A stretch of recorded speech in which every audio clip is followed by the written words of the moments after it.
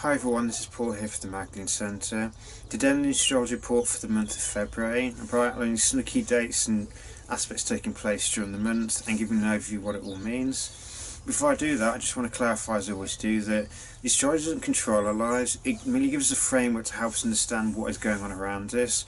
It helps us understand what kind of lessons are there for us to learn, and it also gives us an idea of how to best use the energy, so what opportunities of growth are there. But it's up to us to take action to make things happen. Astrology itself doesn't make things happen, it requires our participation in the process. So if we want things to change, we have to get involved, we have to work with the energies rather than trying to fight against them. Now for the month of February, the Sun's passage in February begins in Aquarius up until the 18th, when it changes signs into Pisces. So for the first 18 days of February, we're looking at Aquarius, which is about, it's the beginning, or it's an element of understanding that oneness. It's understanding how everything's interconnected.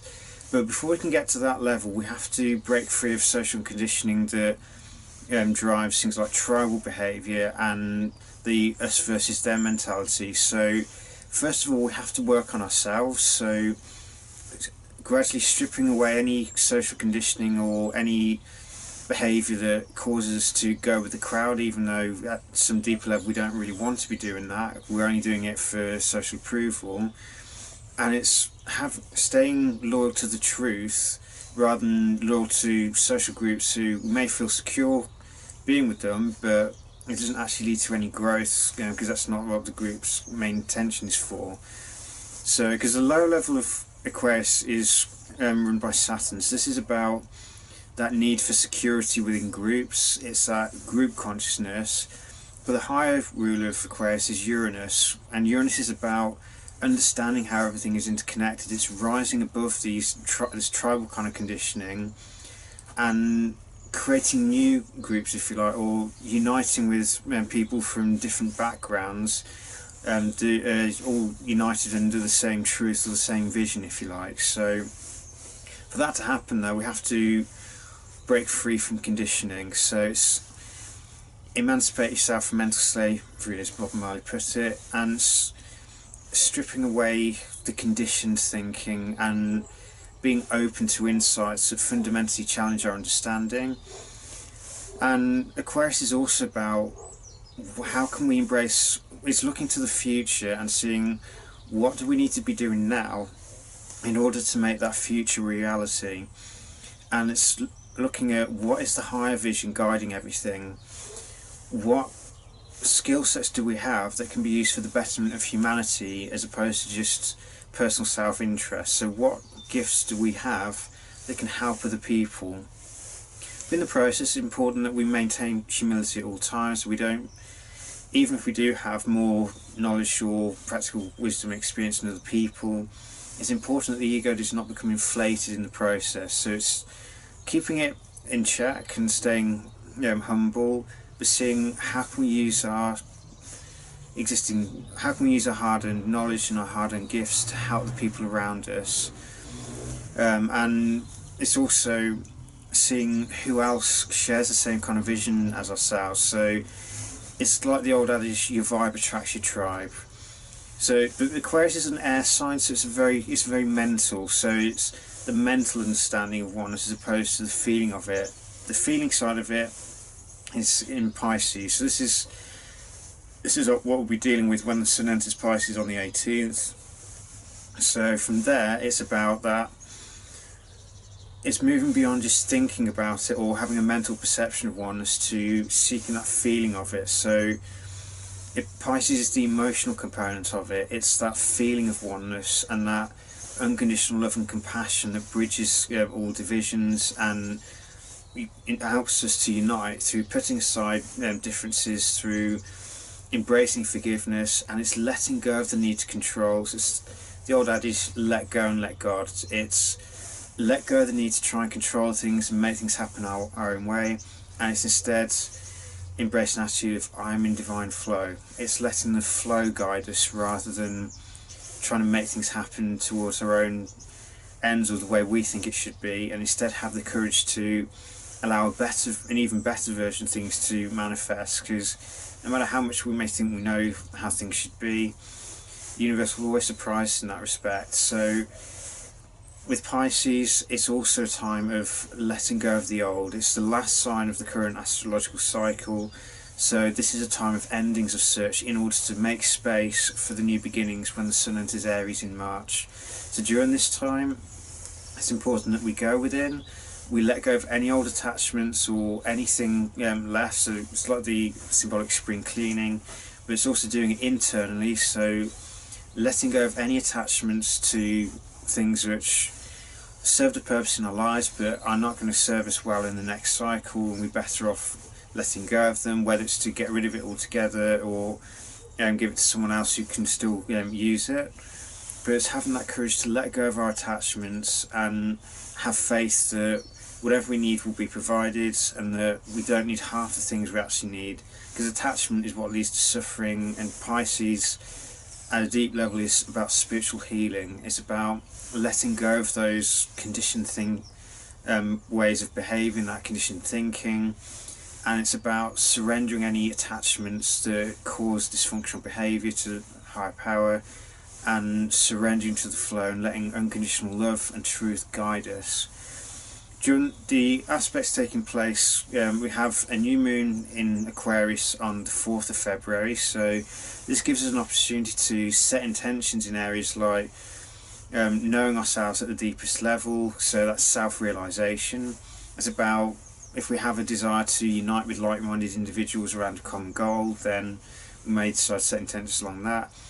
Or if we recognise that we have a tendency to be arrogant with the information that we have, or to have this attitude of moral superiority, we may decide to let go of that attitude, because it affects our ability to truly help other people, to empower other people, because the gifts that we have are there to not only empower ourselves but to also aid in the empowerment of other people. And it's through embracing the community mindset of sharing and utilising each other's skill sets that allow groups to achieve more than an individual can. So if we want to grow beyond our personal limits, we have to be prepared to work together with people who are working towards the same goal, to operate with in a spirit of cooperation, and to allow the vision to unite us and to be the guiding principle rather than devolving into any kind of power plays.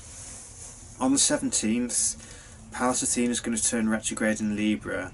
Now she's in Libra. While she's in Libra, she's dealing with the themes of balance, of dealing with resolving different polarities both within and without, and obviously deals with things like justice. So Pallas is in a strong position in Libra.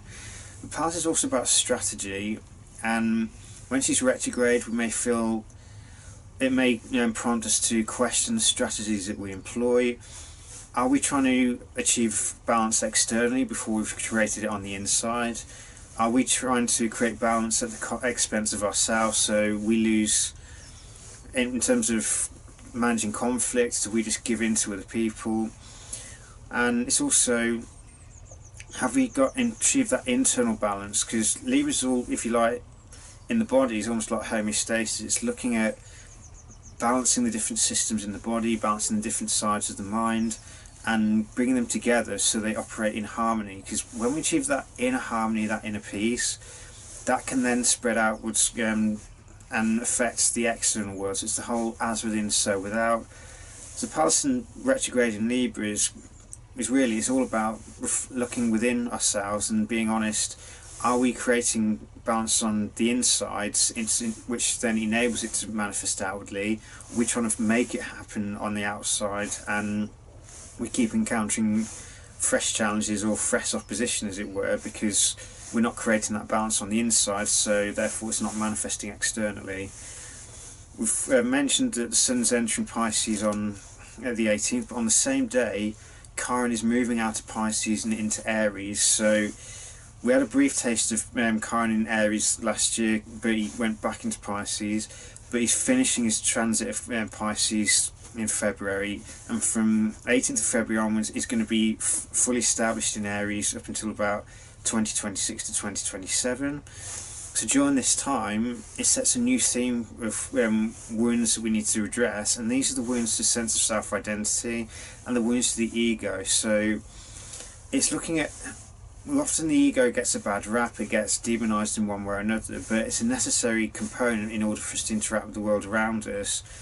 But if it's wounded, it can encourage a victim mentality or reluctance to assert ourselves or to take action or to take charge of our lives. So Chiron in Aries, which I'll do another video on in greater detail, highlights where we have a wound to the sense of self-identity and the wound to the ego, impacts our ability to take responsibility, to take charge of our lives and to take the actions that we know we need to take, and to heal our own internal scripting. So if Aries deals with the I am, it's that initial sense of self-awareness, but the words we use after I am have a major impact on our sense of who we are and how confident we feel about taking action. So if we're constantly using negative self-talk, then this needs to be addressed and it needs to be healed. So we're using empowering language after the words I am rather than disempowering that keep us in a victim mentality. On the following day, the 19th, we have the full moon in Virgo. So with the sun in Pisces, moon in Virgo, is a time to reflect on issues like health, because Virgo is physical and mental health, Pisces is about spiritual health. So it's an opportunity to evaluate our health as a whole, but it's also looking at, Virgo reminds us that we have to set boundaries in terms of how we give and receive love. So it's about, Virgo reminds us to take personal responsibility to make sure that we work on ourselves and that we set the necessary boundaries with people so we don't fall into the lower end of Pisces, which things like victimhood and martyrdom and using escapism or codependency to justify our course of actions or our lack of therein. And Virgo is also about reminding us to be grounded. It reminds us that we have a physical body for a reason. We're not here to try to, it's not about trying to escape from the physical body, it's becoming more grounded within it so the body can serve as a greater vessel for our soul's growth. So we have to take responsibility for our own physical and mental health, because these then enable us to channel love and compassion into acts of service, because service is the antidote to suffering, if you like. So I hope this will guide for February. There's quite a bit going on. But the main thing to remember as such is to maintain an attitude of humility at all times, to focus on unconditional love and compassion for oneself and one another, and it's having that dedication to truth so we're not tempted to take the easy way out and go with the flow of the crowd, but go no further than the crowd as a result. So this is a month to honour oneself and honour one another, and seek to modify any behaviours that are based on separation and fear, and seek to move more towards love and the understanding that we are all interconnected and every action we take, no matter how small, has a ripple effect. So the more we take responsibility for what we do and who we are, and the more we seek to embody love rather than fear, then the health of the whole benefits as a result. Because working on ourselves is the key to changing anything. If we want to change the external, we have to change the internal. So may the month of February bring you many insights and much transformation and growth. Take care and be blessed.